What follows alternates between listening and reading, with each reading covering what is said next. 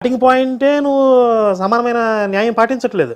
కొంతమందిని అక్కడ పెడుతున్నావు, కొంతమంది ఇక్కడ పెడుతున్నావు, కొంతమంది కుంటోళ్ళు, గుడ్డోళ్ళు, పేదవాళ్ళు, దొంగలు, ఎంతోమంది ఎన్నో రకాలుగా పుట్టించి ఇక్కడికి వచ్చిన వాళ్ళని చివరికి నువ్వు ఫిల్టర్ చేసేస్తానంటే అది అన్యాయం కదా. ఇది మతం మారడం, మతంలోకి రావడం వరకు ఇది అప్లికేబుల్. అంతవరకు అయితే మీరు అన్నట్టు ఓకే, ఏకీభవించవచ్చు. నిజంగా దేవుడి పరంగా, ఈ శక్తి పరంగా చూసుకుంటే మరి క్రైస్తవ్య మతంలో పుట్టిన వాళ్ళ సంఖ్యనే ఎక్కువ ఉంటుంది కదా ఈ ప్రపంచంలో. క్రైస్తవంలో పుట్టిన వాళ్ళ సంఖ్య ఎక్కువ కదా, మతం మార్చబడిన వాళ్ళ సంఖ్య ఎక్కువ ఉంటుంది. అంటే మీరు దేనికంటే ఎప్పటి నుంచి వెళ్ళి మార్చబడుతుంది మీరు అన్నట్టు? ఫస్ట్ పాయింట్, మీరు దేనికంటే సంఖ్య ఎక్కువ అంటున్నారు? హిందువుల కంటే కూడా క్రైస్తవుల సంఖ్య ఎక్కువ. ఓవరాల్గా ఈ ప్రపంచంలో చూసుకుంటే హిందువుల కంటే ఎక్కువ. హిందువుల కంటే ఎక్కువ. కానీ నిజంగా హిందూ దేవుడే మీరు అన్నట్టే ఒక పరమాత్మే నిజమైతే ఇంతమంది భక్తులు అట్లెట్లా పుడుతున్నారు? ఈ సంఖ్య మేజర్గా ఉండాలి కదా పరమాత్మ నిజమైతే. దీనికి బైబిల్లోనే యేసు ఒక సమాధానం చెప్తాడు. ఇరుకు మార్గమున ప్రవేశించుడి, జీవానికి పోయే మార్గం ఇరుగ్గా ఉంటుంది, నరకానికి పోయే మార్గం విశాలంగా ఉంటుంది, దాంట్లో అనేకులు ప్రవేశిస్తారంటాడు. సత్యాన్ని కనుగొనేవాళ్ళు కొందరే అంటాడు. ఇదే మాట భగవద్గీతలో శ్రీకృష్ణుడు చెప్పాడు. ముందే శ్రీకృష్ణుడు చెప్పాడు, తర్వాత వేసి కాపీ కొట్టాడు అని తెలియదు. నన్ను కనుగొనడానికి, నన్ను తెలుసుకోవడానికి ప్రయత్నించే వాళ్ళలో ఒకానొకడు మాత్రమే నా యథార్థ స్వరూపాన్ని తెలుసుకోగలుగుతున్నాడు. అలా ప్రయత్నించే వాళ్ళు కూడా కొందరే, కోటాను కోట్ల మంది ఉంటారు. కానీ అందులో కొన్ని వేల మంది నన్ను తెలుసుకోవడానికి ప్రయత్నం చేస్తారు. ఆ వేల మందిలో ఒకడు మాత్రమే సక్సెస్ అవుతున్నాడు. మరి ఇన్ని కోట్ల మంది ప్రయత్నించట్లేదు కాబట్టి ఇది సత్యం అనలేంగా. సత్యాన్ని తెలుసుకోగలిగేది తక్కువ మందే, ఫిల్టర్ అవుతారు కదా అబద్ధం వైపు. ఇప్పుడు నిజం లేచి బట్టలు దొడుకునే లోపు ప్రపంచం అంతా అబద్ధం చుట్టేస్తుందని ఒక సామెత చెప్తారు. మీకు ప్రపంచంలో పర్టికులర్గా ఈ కలియుగంలో మోసాలు, అబద్ధాలు, కల్పితాలు ఎక్కువ వ్యాప్తి చెందుతాయి. ధర్మం ఒక వంతు ఉంటే అధర్మం 3 పాదాలతో నడుస్తుంది, కలియుగ ధర్మం అని చెప్తారు. అదే కదా జరుగుతుంది. కాబట్టి తక్కువ మంది నమ్ముతున్నారు, తక్కువ మంది తెలుసుకోగలిగారంటేనే సత్యమని ఒక మనం విశ్లేషణ చేయాలి. అట్లా వచ్చారు, అర్థమైందా? అందుకే సత్యం అంటున్నా. ఇది నరకానికి పోయేవాళ్ళు అనేకులు. ఇప్పుడు సరే చెప్పండి, ఇప్పుడు వాళ్ళు అంటారు ఆ యొక్క బాప్తిజం తీసుకోకపోతే, యేసును ప్రభువుగా కొలవకపోతే నరకానికి పోతాడు అని. హిందూ మతాలను, హిందూ దేవుళ్ళను గౌరవించకపోతే, హిందూ దేవుళ్ళని నమ్మకపోతే మిగతా వాళ్ళు కూడా నరకానికి పోయే అవకాశాలు ఉంటాయా? అట్లా అని ఎక్కడా లేదు, నాకు తెలిసినంత వరకు లేదు. ఎందుకంటే హిందుత్వం యొక్క తాత్విక ధోరణి ఆ విధంగా ఉండదు. మనకి భగవద్గీత పరమ ప్రామాణికం అందరికీ. అందులో శ్రీకృష్ణుడు చెప్పేది ఏంటి? ఎవరైనా సరే అన్య దేవతలని పూజించదలిచినచో అతనికి ఆ దేవత మీద శ్రద్ధ కుదురుకునే విధంగా నేనే చేస్తానంటాడు. అదే బైబిల్లో వేరే దేవతను పూజించి చంపేస్తానంటాడు, రాళ్లతో చావగొట్టను అంటాడు. కానీ శ్రీకృష్ణుడు ఏమంటున్నాడు? అతనికి ఆ శ్రద్ధ నిలబడే విధంగా నేనే చేస్తానంటాడు. మళ్ళీ అతను అక్కడికి వెళ్ళి ఏం కోరికలు కోరుతున్నాడో ఆ కోరికలు నెరవేరే విధంగా, అతనికి ప్రతిఫలం వచ్చే విధంగా ఆ దేవత ద్వారా నేనే నా యొక్క అనుగ్రహాన్ని ఇస్తాను అని కూడా చెప్తున్నాడు. ఓకే, వాడు పూజిస్తే చంపేస్తాను అనే ధోరణి హిందుత్వంలో ఉండదు. ఓకే, కాకపోతే ఒకటి చెప్పాడు, అంటే ఈ కామ్య కర్మలతో లేకపోతే కోరికలతో దేవతల్ని ఆశ్రయించేవాళ్ళు ఆ యొక్క దేవతల లోకాన్నే పొందుతారు, అత్యున్నతమైనటువంటి నా పరంధామాన్ని చేరుకోలేరు అని చెప్తాడు. అంటే ఇవన్నీ కూడా తిరిగి వచ్చే లోకాలు. 14 లోకాల్లో సత్యలోకం వరకు, బ్రహ్మలోకం వరకు కూడా అన్ని తిరిగి వచ్చే లోకాలు ఉన్నాయి. అంటే జన్మ పరంపర కొనసాగుతూ ఉంటుంది. కానీ పరంధామానికి వెళ్ళి మళ్ళీ తిరిగి రాడు, మోక్షాన్ని పొందినవాడు. కాబట్టి ఈ దేవతలను ఆశ్రయించే వాళ్ళు ఈ జన్మచక్రంలో పడి తిరుగుతూ ఉంటారు, కోరికలు నెరవేరుతాయి, పూజించవచ్చు. మీరు అంటున్నట్టు అంతిమానికి కానీ మోక్షాన్ని పొందలేరు.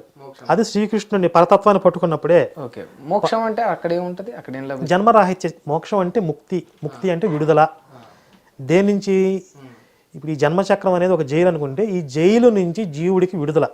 ఇప్పుడు ఇది జైలు అన్నట్ట మనకు? నేను అడుగుతున్నా. అలాంటిదే, ఇంచుమించు అలాంటిదే జన్మచక్రం అంటే. మీకు ఇప్పుడు మీ అకౌంట్లో పాపము, పుణ్యము ఇవేవో ఉన్నాయి. వీటిని అనుభవించడానికి, వాటిని జీరో చేయడానికి మీరు ఈ జన్మ తీసుకున్నారు. మరి ఈ జన్మ అయిపోయిన తర్వాత మీరు విడుదల అయిపోతారా అంటే మళ్ళీ కొత్తగా కొన్ని యాడ్ చేసుకున్నారు ఇందులో. మళ్ళీ పాపం పుణ్యం ఏదో ఒక మళ్ళీ క్రెడిట్ అవుతా ఉంటాయి. ఇప్పుడు పోయిన జన్మలో ఉన్నాయి, క్లియర్ చేసుకోవడానికి వచ్చారు. ఈ జన్మలో మీరు న్యూట్రల్ అయిపోయి జీరో మెయింటైన్ చేస్తే పోయిన జన్మలో క్లియర్ అయిపోతే మీరు వెళ్ళిపోతారు. కానీ ఇప్పుడు ఏం జరిగింది? మళ్ళీ కొత్తగా యాడ్ చేసుకుంటారు. ఈ కొత్తగా యాడ్ అయిన మళ్ళీ మీరు అనుభవించాలి. మరి ఇట్లా చేసేవాళ్ళు దేవుడు ఇంత బాధలు పెట్టి ఇవన్నీ చేసేవాళ్ళు అందరికీ పాపాలన్నీ దేవుడు తుడిపేసి మనుషులందరినీ సత్మార్గంలో సత్ప్రవర్తనగా మంచి మార్గంలో నడిపించవచ్చు కదా పరమాత్మ. ఇవన్నీ ఎందుకు? ఈ కొట్లాటలు, ఈ అల్లర్లు, బాధలు, ఆ పాపాలు, పుణ్యాలు ఇవన్నీ ఎందుకండి? ఇప్పుడు భారతదేశంలో ప్రధానమంత్రి గారు అందరి అకౌంట్లో ₹1 వేసేయచ్చు కదా అని ఈజీగా చెప్పేసేయచ్చు. వేస్తే ఏమైద్ది? కానీ దానికి ఒక లాజిక్ నేను చెప్తా. అంత బడ్జెట్ లేదు, అప్పులలో ఉంది, మిగతా పనులకు అభివృద్ధికి వాడాలి. సరే, నిజంగా దేవుడి దగ్గర కూడా వేయగలిగే స్థితి ఉందా? దేవుడి దగ్గర లిమిట్ ఉంటుందా? లేదు. నేను మోదీ గారికి శక్తి ఉందా లేదా అని మాట్లాడు. నిజంగా వేయగలిగే స్థితి ఉందనుకుందాం, వేసారు అనుకుందాం, ఏమైద్ది? అందరూ బాగుపడిపోతారా? ఆ ₹1 ఆ రోజుతో సమస్యలు తీరిపోతాయా?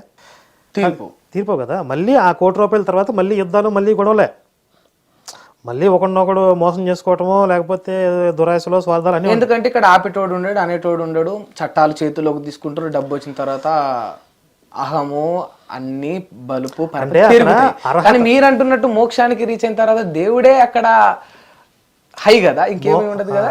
మోక్షానికి వెళ్ళటం అనేది భగవంతుడు పక్షపాతంతో కొందరిని తీసుకెళ్లిపోవటం, కొందరిని ఆపేయటం ఉండదు. మరి రీజన్ ఏమై ఉంటది? మన అర్హతతో దాన్ని సాధించుకోవాలి. మన అర్హత ఆ స్థితికి తీసుకెళ్ళాలి. తిరిగి అర్హత అక్కడికే వస్తుంది కదా, ఏదైతే బైబిల్ ఖచ్చితంగా. మీకు క్వాలిఫికేషన్ లేకుండా మిమ్మల్ని తీసుకెళ్లి పీజీలో పడేడు. సో ఇది అది రెండు ఒకటే. ఇప్పుడు మీ లెక్క ప్రకారం చూసుకుంటే క్రైస్తవులు ఏ రకంగా అయితే బాప్తిజం తీసుకుంటే ప్రభువును మొక్కితేనే పరలోకానికి పోతారు అని వాళ్ళు ఎట్లయితే చెప్తున్నారో, ఒక చిట్ట స్టేజ్లో దేవుణ్ణి కోరికలు కోరుకోకుండా పూర్తి స్థాయిలో నిమగ్నమై నమ్మినప్పుడే అర్హులై వాళ్ళప్పుడు అట్లే చెప్పారు. చిన్న తేడా ఉంది, మీరు గమనించాలి. ఇప్పుడు క్రిస్టియానిటీలో అందరికీ సమాన అవకాశాలు లేవన్న పక్షపాతం ఉంది. కొంతమందికే ప్రయోజనం కలిగించే విధంగా ఉంది ఆ సిద్ధాంతం. కానీ హిందుత్వం అలా కాదు. ప్రతి ఒక్కడికి సమాన అవకాశాలు ఉన్నాయి. ప్రతి ఒక్కడు వాడి సామర్థ్యాన్ని బట్టి ఆ స్థితిని చేరుకోగలుగుతాడు. ఎవడి మీద పక్షపాతం లేదు, ఎవరికి అన్యాయం లేదు. ఇది దైవికమైంది. ఇప్పుడు మనిషి పెట్టిన దాంట్లో లోపాలు ఉంటాయి, కొంతమందికి అన్యాయం జరిగింది. కానీ దేవుడు పెట్టిన దాంట్లో ఎవరికి అన్యాయం జరగదు. మీకు ఒక క్రిస్టియానిటీలో ఉన్న వారికి అన్యాయం జరిగినట్టే కదా. మరి ఇప్పుడు ఎలా జరుగుతుంది? వాళ్ళు ఇప్పుడు హిందూ దేవుళ్ళను మొక్కరు, మీరు అన్నట్టు అసలు హిందూ దేవుళ్ళను మొక్కాల్సిన అవసరం కూడా లేదు. అంటే వాళ్ళ యొక్క కర్మ. నాదొక్క క్వశ్చన్ అండి, మీరు అంటున్న స్ట్రైట్ గా నాకు ఆన్సర్ చెప్పండి. మీరు అంటున్నట్టు మోక్షానికి చేరుకోవాలంటే ఒక మానవుడు ఏం చేయాలి? ఒక నాస్తికుడు కూడా మోక్షానికి వెళ్ళగలడు. నాస్తికుడు కూడా కర్మరాహిత్య స్థితిలోకి వెళితే, అంటే ఇప్పుడు నేను ఒక మంచి పని చేశాను, ఈ మంచి పని నేను చేశాను నేను ఫీల్ అయితే ఆ కర్మ ఫలం నాకు వచ్చేసింది. ఇది కర్తవ్యంగా చేశాను, ఇది నేను నిమిత్త మాత్రుడిని, నాతో భగవంతుడు చేయించుకున్నాడు, లేకపోతే ఈ చేసే అవకాశం నాకు వచ్చింది అని నిమిత్తంగా ఆ కర్మ చేసేసి అక్కడతో ఒక నమస్కారం పెట్టుకుని ఆ కర్మ ఫలాన్ని ఆశించకుండా, దాని మీద దృష్టి పెట్టకుండా మళ్ళీ ముందుకెళ్ళిపోయి మన పని మనం చేసుకుంటూ, అంటే కర్తవ్యంతో మనం కర్మలు చేసుకుంటూ పోతే, అంటే ఏమీ ఆశించకుండా తన పని తాను మంచి చేసుకుంటూ పోతే మోక్షానికి అట్లా కూడా చేరుకోవచ్చు మీరు చెప్తున్నట్టు. అదే చెప్తుంది. మీరు పని చేసిన తర్వాత ఆ పని ఫలితం మీకు కావాలని కోరుకుంటే మీకే వచ్చేసింది. వచ్చిన తర్వాత మీ అకౌంట్లో పడిన తర్వాత దాని ఫలితాన్ని మీరు అనుభవించాం. మళ్ళీ అది జీరో అవ్వాలంటే మీకు పుణ్యం మీ అకౌంట్లో పడింది. ఒక సుఖం, ఒక సంతోషం అనుభవిస్తే ఆ పుణ్యం కరిగిపోద్ది. ఆ పుణ్యం కరగకుండా మీరు మోక్షానికి వెళ్ళలేరు. అలాగే ఒక చెడు పని చేశారు, పాపం మీ అకౌంట్లో పడింది, ఒక దుఃఖమో ఒక బాధో అనుభవిస్తే ఆ పాపం కరిగిపోద్ది. ఇలా ఈ మొత్తం జీరో అయిపోతే మీ అకౌంట్ ఖాళీ అయిపోతే అప్పుడు మీరు జన్మరాహిత్య స్థితికి వెళ్తారు. ఇందులో స్పెసిఫిక్గా దేవుణ్ణి మొక్కి దేవుణ్ణి ఆరాధించి దేవుణ్ణి ఎందుకు ఆరాధించాలంటే, మనం ఈ కర్మరాహిత్య స్థితికి వెళ్ళడానికి మనం స్వప్రయత్నంతో ఎంత ప్రయత్నించినా దాన్ని అందుకోవడం అంత ఈజీ కాదు. కాబట్టి భగవంతుడి యొక్క సహకారాన్ని మనం అర్థించాలి. ఇప్పుడు మీకు గజేంద్ర మోక్షం అనే కథ చెప్తారు. అంటే మనం దీన్ని సింబాలిక్గా కూడా తీసుకోవచ్చు, మనిషికి సింబాలిక్గా. ఈ గజేంద్రుడు అనేవాడు జీవుడు, కర్మ, తను కర్మలు చేసి ముసలి చేతిలో చిక్కాడు. అంటే ఆ ఫలితాన్ని అనుభవిస్తూ జన్మ పరంపరలో అతను చిక్కుకున్నాడు. తన స్వప్రయత్నంతో విడిపించడం ఎంత ప్రయత్నం చేసినా తన వల్ల కావట్లేదు. అప్పుడు భగవంతుడిని పిలిచాడు. భగవంతుడు వచ్చి చక్రంతో అతని ఖండించి ఆ కర్మబంధాన్ని విడిపించి గజేంద్రుడిని ఉద్ధరించాడు. అలా భగవంతుడి యొక్క సహకారంతో మనం తొందరగా గమ్యాన్ని చేరుకోగలుగుతాము. ఇప్పుడు గజేంద్రుడికి బలం ఉండి మొసలని విడిపించుకోగలిగే సామర్థ్యం తన స్వప్రయత్నంతో చేసి విడిపించుకోగలిగితే మంచిదే, నీ ప్రయత్నం నువ్వు చేయొచ్చు. కానీ అది సాధ్యం కాదు, నా వల్ల అవ్వట్లేదు, నా శక్తి సరిపోవట్లేదు, భగవంతుడు నన్ను శరణు పొందాలి, శరణాగతి చేస్తే భగవంతుడు వస్తాడు. అది హిందుత్వం చెప్తుంది. ఒకవేళ ఇప్పుడు ఒక క్రిస్టియన్ వ్యక్తి కావచ్చు, ఒక ముస్లిం వ్యక్తి కావచ్చు, ఏమి ప్రతిఫలం ఆశించకుండా, తిరిగి ఏమి కోరుకోకుండా, తాను మంచి చేసుకుంటూ పోయి 10 మంది కడుపు నుండి 10 మందికి మంచి చేస్తూ నిస్వార్థంగా మెలుగుతూ కల్మషం లేకుండా ఈ వ్యవస్థలో ఆయన కొనసాగుతూ ఆయన అల్లానో లేకపోతే యేసు ప్రభువును మొక్కుతూ ఉన్నాడు. ఇంత మంచి చేసిన వ్యక్తి హిందూ దేవులను మొక్కట్లేదు.